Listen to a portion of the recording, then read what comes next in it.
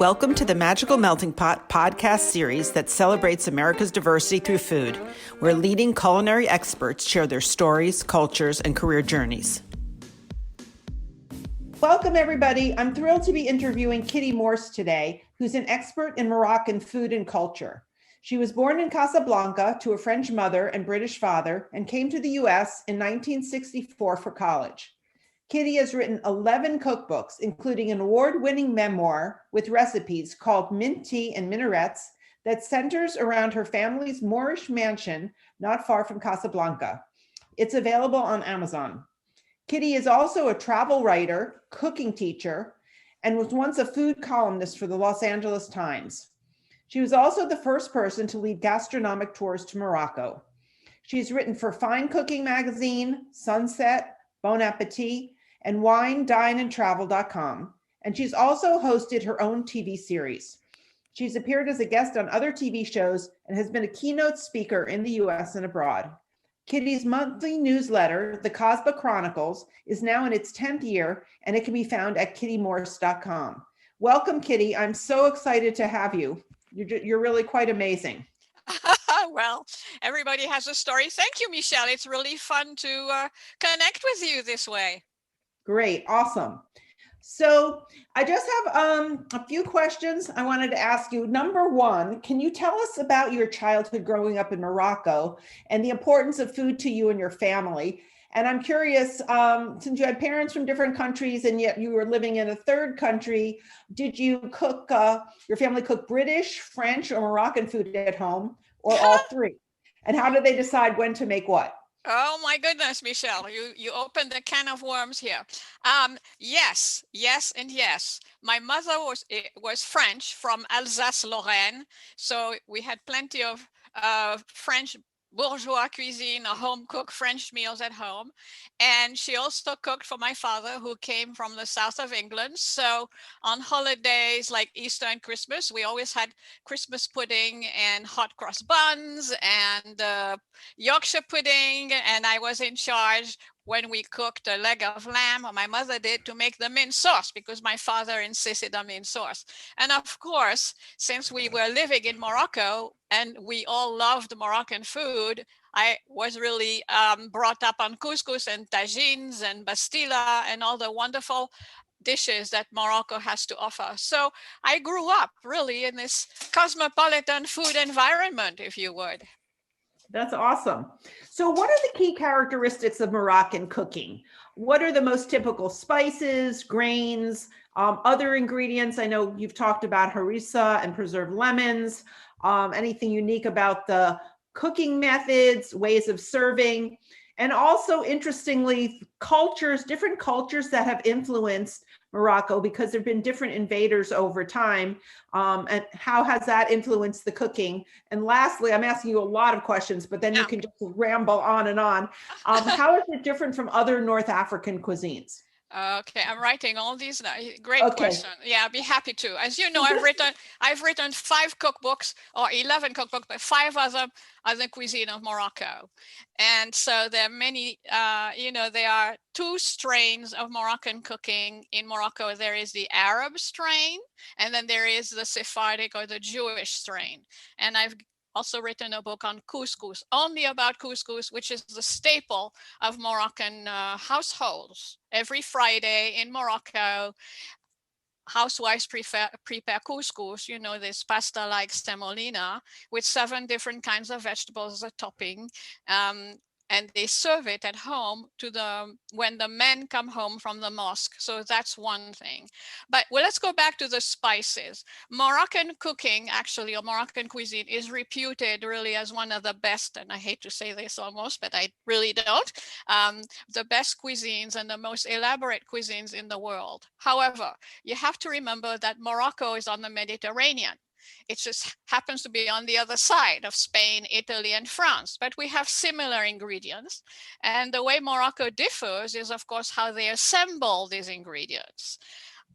And what differentiates Morocco from the rest of North Africa are the spices we use. So I'm going to place emphasis on cumin. We use a lot of cumin, on fresh cilantro, in Morocco called Couscous, and fresh cilantro to differentiate it from the rest of North Africa, where they tend to use fresh cilantro is coriander, and they use this coriander seeds. I hardly use coriander seeds.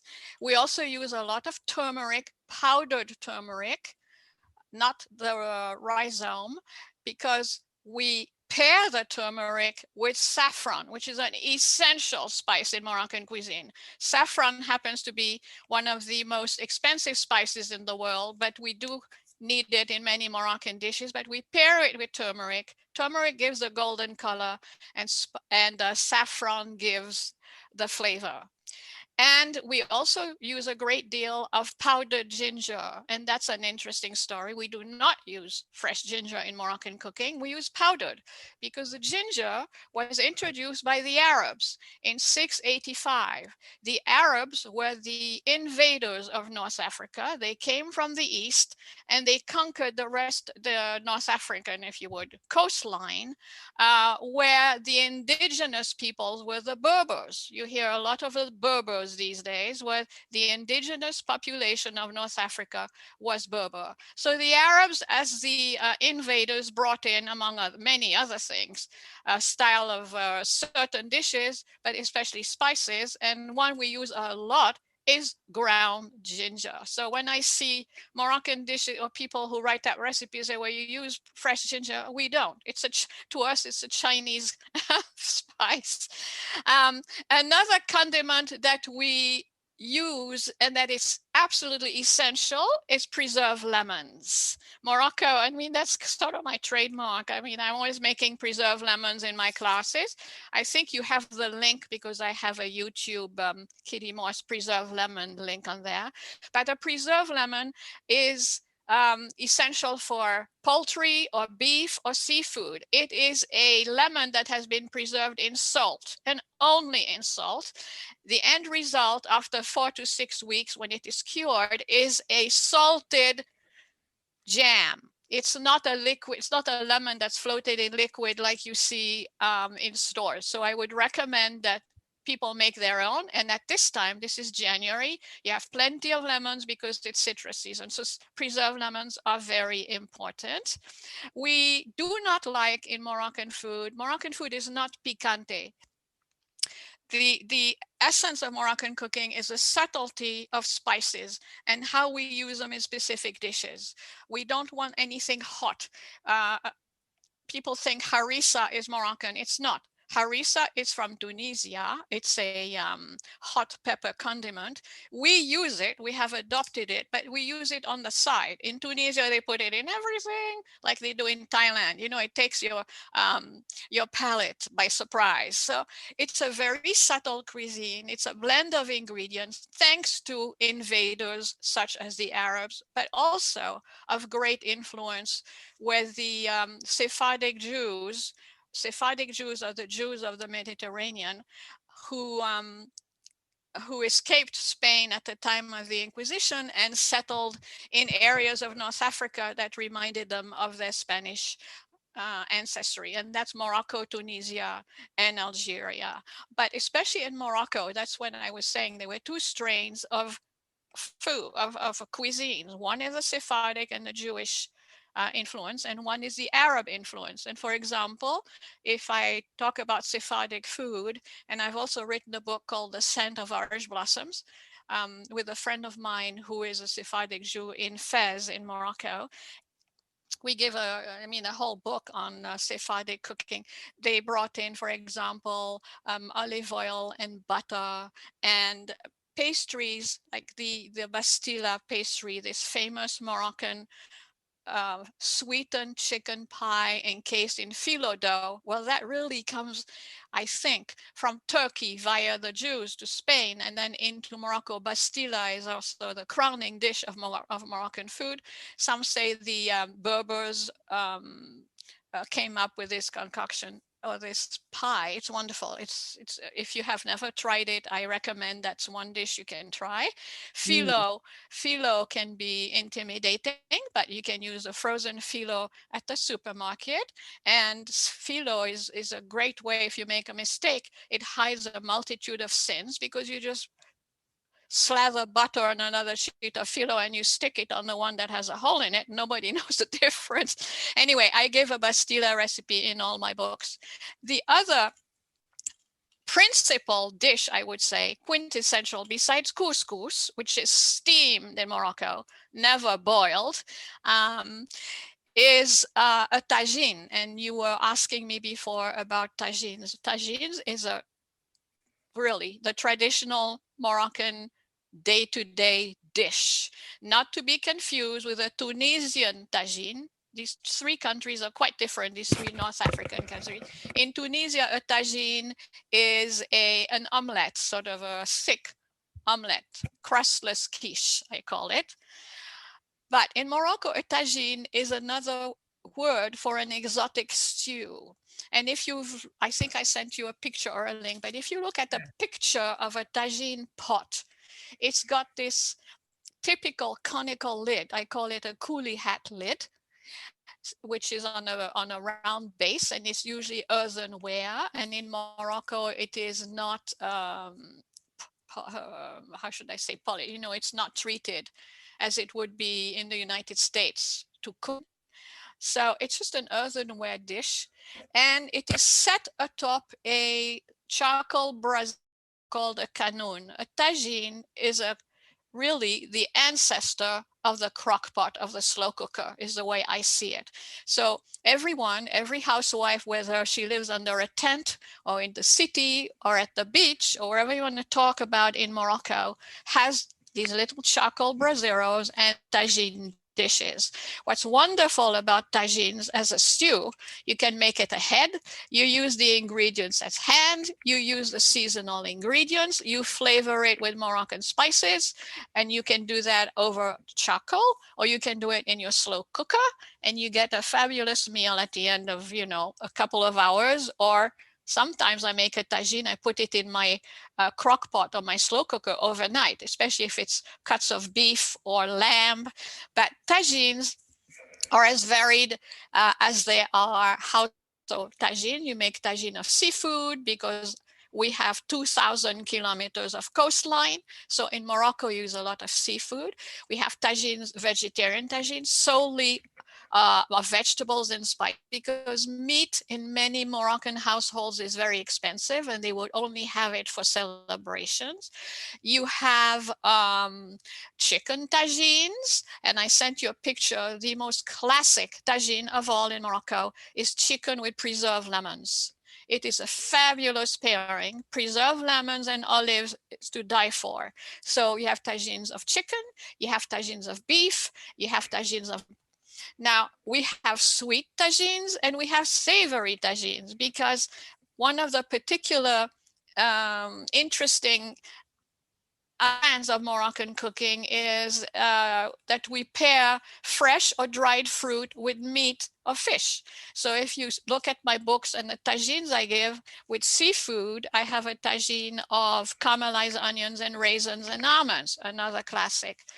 If you make a tagine chicken, very often we can add prunes or raisins, fresh plums, or persimmons. I just discovered are fabulous tagine because they don't lose their consistency. So you can go on and on. I mean, there are thousands of variations of tagines. And of course, I give lots of recipes in my books of the classic tagines, especially beef with prunes, cinnamon, and honey.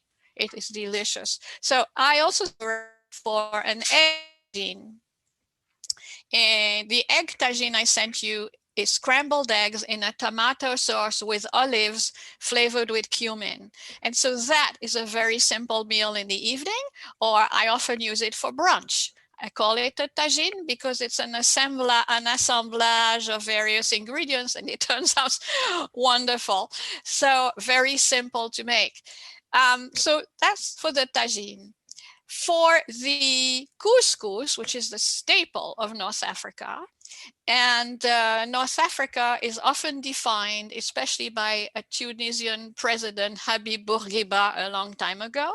He said, North Africa ends where couscous ends. So that means couscous, which is a semolina-like product. It's not a grain, because couscous is made from wheat, and then it is crushed and then rolled, if you would, with salted flour and water and turned into tiny pellets, which then can be steamed. So the traditional couscous is steamed in a couscous pot, and you can look through my books for a couscous pot, which consists of a sieve on the top and a big pot on the bottom, where you have the stew that steams the couscous and gives it flavor. Anyway, couscous, Bourguiba said, is what defines North Africa. Morocco, Algeria, and Tunisia, half of Libya, because the eastern half of Libya and Egypt, they switched to rice. They don't have couscous. Couscous is also of Mauritania, south of the Sahara. So you see how the food really defines the region. I find that quite fascinating. And of course, I agree. As far as the cultures in Morocco, well, Morocco is really how should I say, a confluence of cultures. As I told you, the Berbers are the indigenous inhabitants. The Arabs were invaders, but so did the Visigoths, who came down from Northern Europe through North Africa, and then they cap into Europe through Italy. And you find couscous in Sardinia. There is a couscous in Sardinia. And so you can see the influence. They just made this big loop and they went back into Europe. So that left a trace. And then, of course, the Morocco more recently was a French protectorate to 1958.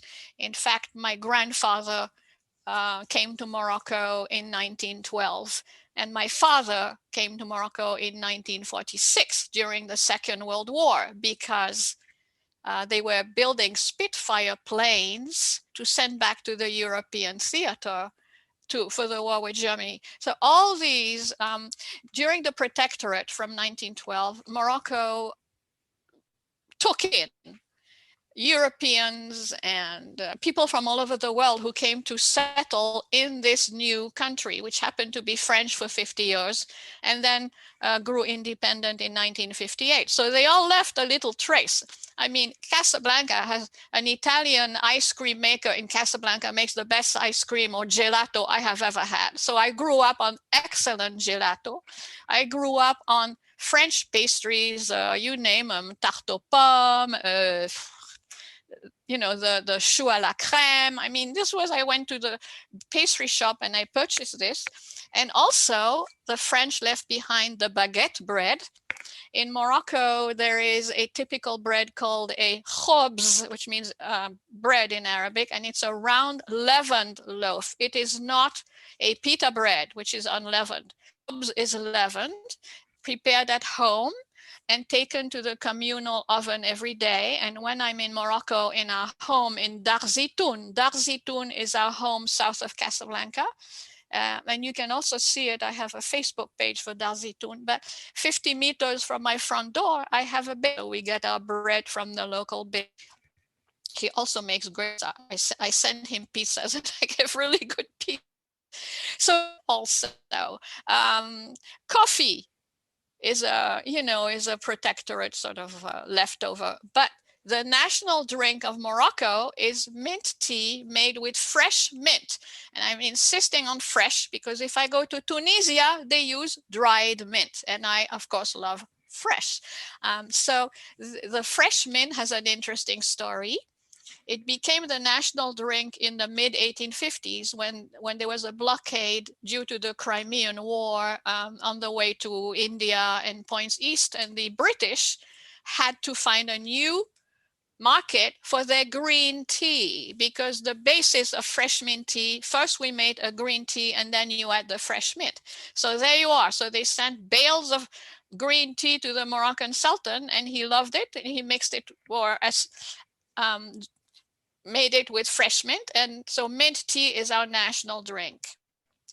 So you see how all these influences have left traces on the cuisine. However, it's a really soulful and authentic cuisine when you go back to the tagines and the couscous. Have I talked your ear off now? It was fascinating. It was a real history lesson.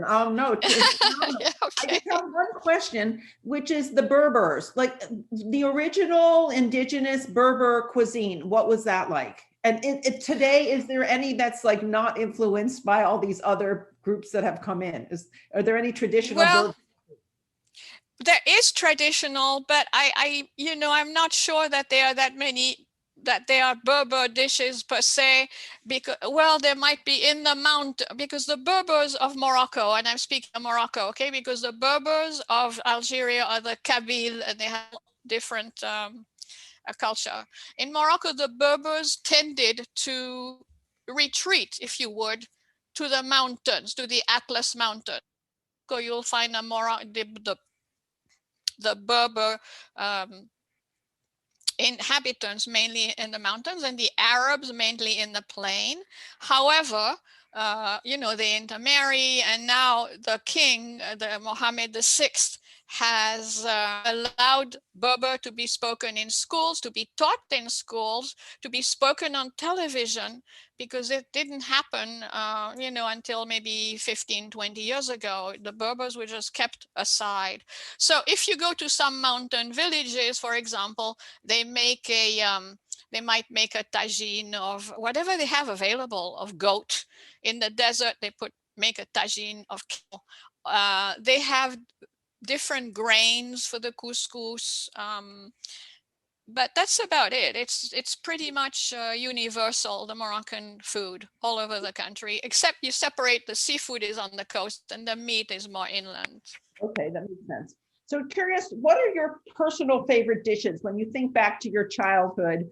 What made you the happiest? And are they certain dishes associated with holidays or celebratory occasions or places, trips to the market or to different parts of Morocco? Just for you, like what are your personal favorites? Well, I have to say, my absolute favorite comfort food is couscous. In fact, I have some in my fridge right now. Couscous. I mean, I can binge on couscous. I can eat a lot of couscous. It's, the semolina is prepared and steamed and mixed with butter, or a special preserved butter that we make in Morocco called smen, which ends up smelling like gorgonzola cheese. It's heavenly. It sounds ghastly, but it's delicious. And I love the vegetable. I mean, couscous, I have to say, is what I prefer. And the chicken, the tagine with preserved lemon, I especially like. It's very simple, really, as long as you have the preserved lemons. Um, Everything's good. You're asking me a question, but I have to say, I go back to couscous. Okay, sounds good. Sounds good. So can you just share what made you decide to have a career in Moroccan cooking? And you've done so many different things, but what was the spark that said you wanted to dedicate your life to it? And how did it? And if you'd like to take us up to today with what your latest project is, that would be great. Well, I stumbled into it. I stumbled because when I came to America, I was 17. I went to college, and then at 18, I moved in with a roommate in Milwaukee, Wisconsin. I went to the university there, and my roommate kept saying, "Well, why don't you cook Moroccan food?" Because in Morocco, I didn't cook. My mother cooked. She had everybody did have a maid who cooked. My grandmother cooked French. I was practically not allowed in the kitchen. I was a nuisance. But when I came to America and people started asking me, so I would call Morocco. I would call my great aunt and my great grandmother. My father was there. I said, how do I make this? And then little by little, I assembled recipes, and I saw that my new American friends really, really liked it. So someone one day said, "Why don't you teach?" And I thought, I was getting a master's in French, and I thought, well, maybe I can make a little pocket money to go back to Morocco in the summertime. So I started catering under a Moroccan tent. By that time, I was married. My husband built us a Moroccan tent, real one.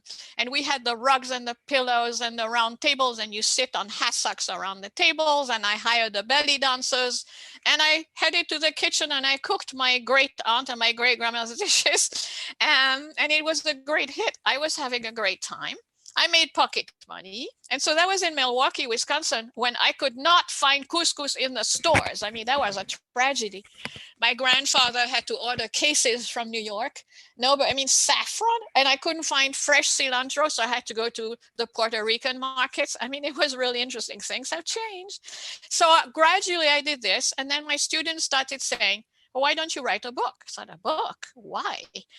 I wasn't trained for this, but I thought, why not? And then my husband was stationed in Morocco, can you believe it, for 2 years in the Navy as a dentist.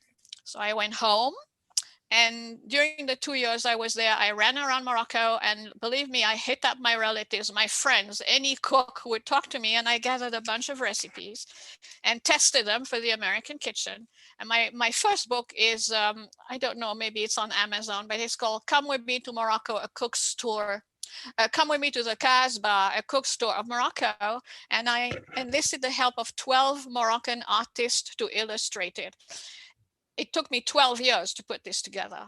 And then all of a sudden I had an agent and I was on my way. So all this to tell anyone of your student who's listening, if you're really, really passionate and you're really, really interested and you're lucky enough to have the support to do what you're doing, go for it. I was not trained for this. In fact, my English teacher at the University of Wisconsin in Milwaukee told me I would never write. I've never forgiven her, but there you are. Don't believe what you hear. Right. And then it went from one to the next, because my second book, at that time I was living in California, and I had my column in the LA Times here in San Diego about farmers in San Diego County, because we have the most number of farmers in the United States because of our climate. I'm not going to go on and on, but it's fabulous. And my column came to an end, and I was having so much fun. I thought, well, I have to continue this. So I took myself around California and interviewed hundreds and hundreds of farmers. And I was lucky enough again to find a publisher, and the California Farm Cookbook was born, and then I was on a roll. I mean, it came as a surprise when I put a proposal together and a publisher bought it. I thought, really? So this leads me to, well, my next book, which I'm really not prepared to talk about too much, but I'm going back to documents that I found in my mother's papers. My mother died 3 years ago, and it's about my great-grandparents in Alsace-Lorraine in France. And I found a stack of my great-grandmother's recipes. Oh, wow. So yes, it's fantastic. So I translated them, I have tested them, I have taken pictures, and I'm now struggling or putting the text together, which, believe me, if you're thinking of writing a cookbook, you might want to think twice, because the text is really important, because I tell stories in my book. It's just not a recipe. I tell stories. But it's a challenge that I love to take, and that's where I am right now in COVID confinement in California. So also, you used to run amazing culinary expeditions to Morocco. And I think many of us maybe have not been, but would love to go when COVID is over. So can you tell our listeners some of the best things for foodies to be sure not to miss if they go? Well, if I may refer you to my website, kittymorse.com, because I do have a page dedicated to that. And what not to miss? Well, the dishes that I just mentioned.